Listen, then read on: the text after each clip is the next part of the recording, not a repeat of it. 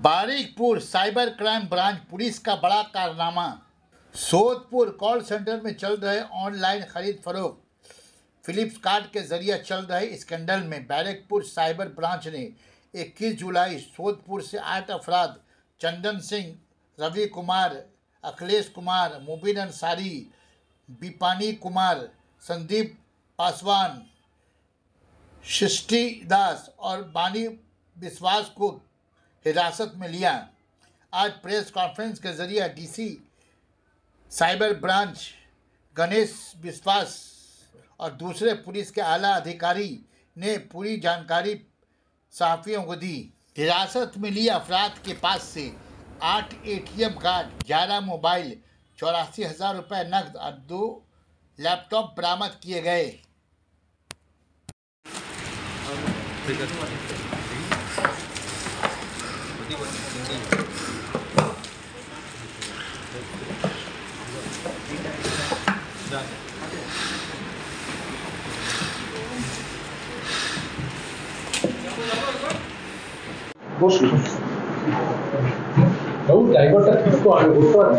তারপরে ওদেরকে নিয়ে আসছি, তখন ব্রেক করে দেওয়া। বসুন না, বসুন, যেমন বলছি বসুন, দেবার দিস।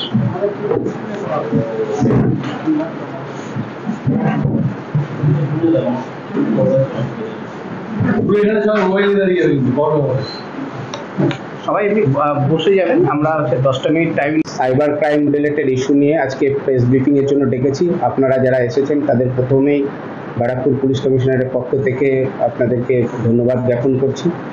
দুটো আলাদা আলাদা ঘটনা সম্পর্কে বলবো। প্রথমে যে ঘটনাটা, একটা খবর আসে যে আমাদের সোদপুরের কাছে কোনো একটি জায়গাতে কল সেন্টার চলছে। সেই কল সেন্টারের মাধ্যমে বিভিন্ন জনকে ফ্রড করা হয়েছে। তাদের ফ্রডের এরকমভাবে তারা ফ্রড করতো, একটু আপনাদেরকে বলে নিই। তারা বিভিন্ন জনকে ফোন করতো যে আপনি জুতোটা কিনেছিলেন, তো ওই জুতোটা যখন আপনি ফ্লিপকার্ট থেকে কিনেছিলেন, আপনার জন্য একটা লটারি এসেছে, সেই লটারি আপনি মোটরসাইকেল পাবেন, বা ওরা বিভিন্ন জিনিসপত্র নিয়ে বলতো। সেক্ষেত্রে তাদের একটা পদ্ধতি অফার দিত যে আপনাকে রেজিস্ট্রেশন করতে হবে। তারা যখন ওই রেজিস্ট্রেশন করতো, সেই রেজিস্ট্রেশন করার পরে তাদেরকে একটা টাকা পেমেন্ট করতে হতো। এইভাবে তারা যখনই ওই লোভে পা দিত, তারপরে তাদের থেকে বিভিন্ন রকমভাবে এটা আরো টাকা পয়সা নিয়ে তাদের কাছ থেকে বিভিন্নভাবে সর্বশান্ত করেছে। বেশ কিছু এরকম নজির আমরা পেয়েছি। সেখান থেকে আমরা টোটাল 8 জনকে এখনো পর্যন্ত অ্যারেস্ট করেছি। 2 জনকে অলরেডি আমরা ফরওয়ার্ড করেছিলাম, যারা চন্দন সিং এবং রবি কুমার রায়, তারা কাস্টাডিতে আছে। চন্দন সিং, রবি কুমার রায়, আপনাদের সামনে যাদেরকে নিয়ে এসেছিলাম তারা ছিল বিপিন কুমার, অখিলেশ কুমার, মোহাম্মদ মুবিন আনসারি, সন্দীপ পাসওয়ান এবং 2 জন লেডি আছে। 2 জন লেডিকে আমরা আনিনি আজকে, যেহেতু ওদেরকে প্রোডাকশনও আছে আজকে। 2 জন লেডি ছিল সৃষ্টি দাস আর বান্টি বিশ্বাস। এই টোটাল 8 জনকে আমরা এই কল সেন্টারে বিভিন্ন সময়ে রেড করি। কল সেন্টার থেকে আমরা যখন প্রথমে অ্যারেস্ট করেছিলাম বিপিন কুমার, অখিলেশ কুমার, মুবিন আনসারি, পরবর্তীকালে সাবসিকুয়েন্টলি তাদের যে কনফেশনাল স্টেটমেন্ট ছিল সেই অনুসারে আমরা অ্যারেস্ট করেছি। এখনো পর্যন্ত ওই কেসটিতে, যেটা 21শে জুলাই আমরা সুমোটো কমপ্লেনের ভিত্তিতে করেছিলাম, টোটাল 8 জনকে গ্রেফতার করা হয়েছে। এটাতে আমরা এখনো পর্যন্ত রিকভারি করতে পেরেছি 8টি ATM কার্ড আছে, ফোন আছে 11টি, ল্যাপটপ 2টি আছে, ক্যাশ প্রায় 83,000 টাকা মতো আছে, কিছু নোটবুকস আছে, আপনারা দেখছেন যে আরো পেরিফেরাল ডিভাইসেস এর কিছু পার্টও এখানে আছে, এবং সিম কার্ডও আছে 17টা। এটা আমাদের এই পার্টিকুলার যে কল সেন্টার আমরা র্যাকেটটিকে অ্যারেস্ট করতে পেরেছি, তাদের কাছ থেকে এগুলো উদ্ধার হয়েছে।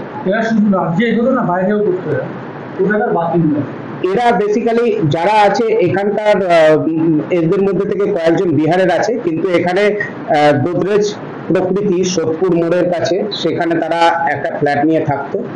তাদেরকে ওখান থেকে অ্যারেস্ট করেছি। 2 জন আছে আমাদের বিহারের বাসিন্দা, বাদ বাকি সবই আমাদের বেঙ্গলের আছে। রাজ্যের বাইরে তো এইভাবে এদের কাছ থেকে এখনো পর্যন্ত ভিকটিমদেরকে আমরা যতটুকু আইডেন্টিফাই করেছি বেশিরভাগই বেঙ্গলের বাইরে আছে, কয়েকজন বেঙ্গলেরও আছে। না, চক্রটা কি বেঙ্গলে চলে না বেঙ্গলের বাইরে, মানে চক্রটা আমাদের খর্দার যে প্রকৃতি ওদের রেসিডেন্স আছে সেখান থেকে ওরা চালাতো, কিন্তু অন্যান্য স্টেটগুলো থেকে তাদের ভিকটিমগুলো, যেগুলোকে ভিকটিম বানিয়েছে, যাদের কাছ থেকে টাকাগুলো আদায় করেছে, সেগুলো অন্যান্য স্টেটেরও আছে। এখনো পর্যন্ত এটা আমরা দেখেছি যে তারা 100-এরও অধিক বিভিন্ন জনের সঙ্গে এই ধরনের যে চিটিং করেছে বা ফ্রড করেছে। আমরা ভিকটিমদেরকে আইডেন্টিফাই করে তাদের সঙ্গে তাদেরকেও যে যে আমাদের আইনগত পদ্ধতি আছে সেভাবে যোগাযোগ করার চেষ্টা হচ্ছে। এগুলো তো ব্যাংক ট্রানজাকশনস এর মাধ্যমেই হয়, যার জন্য আমরা বুঝতে পারছি বিভিন্ন লেয়ারে হয়, সেই জন্য আমরা ভিকটিম পর্যন্ত খুব দ্রুততার সঙ্গে পৌঁছতে পারবো। এটা তো সিক্রেট সোর্স ইনফরমেশন ছিল যে একটা কল সেন্টার চলছে। কেউ কি কন্ট্যাক্ট করতে অ্যাপের মাধ্যমে হয়ে যেত? এটা তারা ফোন কল করতো, ভয়েস কল করতো বেশিরভাগ ক্ষেত্রে। আমি বারবার বললাম যে একটা সোর্সের মাধ্যমে আমরা খবর পেয়েছিলাম যে একটি কল সেন্টার চলছে খর্দার কাছে, প্রকৃতি নামে যে রেসিডেন্স আছে সেখানে। তারপরে সেই কল সেন্টার যখন আমরা রেড করি, রেড করার পরে প্রথমে কিছু জনকে ধরা হয়, তারপরে তাদের যে কনফেশনাল স্টেটমেন্ট ছিল সেই অনুসারে আমরা পরবর্তীতে অন্যান্য আসামিদেরকেও গ্রেফতার করি। মালিক আছে এখানে অখিলেশ কুমার যাদব, তার বাড়িতেই বিপিন কুমার থাকতো, এরা দুজনেই বিহারের বাসিন্দা। টোটাল অ্যামাউন্ট এখনো হিসেব করা হয়নি, আমরা তবুও অনুমান করতে পারি যে এটা তো ডেফিনেটলি 50 লাখের উপরে হবে। কি কোম্পানি নামে স্ক্যামিংটা? কোনো কোম্পানি নয়, এরা বিভিন্ন জায়গাতে কখনো ওরা কল করতো যে ফ্লিপকার্ট থেকে আপনি কি কখনো কোনো জুতো কিনেছেন বা কখনো কোনো আপনি প্রোডাক্ট কিনেছেন। এটা শুধুমাত্র জুতো বা কোনো রকম একটা মুদিখানার দ্রব্যের মধ্যে ওরা সীমাবদ্ধ রাখেনি, ওরা ডেটাবেস কালেক্ট করতো, ডেটাবেস কালেক্ট করার পর তারপরে র্যান্ডামলি কল করতো, র্যান্ডামলি কল করার পর তারপরে সেখান থেকে তাদেরকে অফার দিত কোনো রকম পুরস্কারের অফার। সেই পুরস্কার নেওয়ার জন্য তাদেরকে রেজিস্ট্রেশন করতে বাধ্য করতো।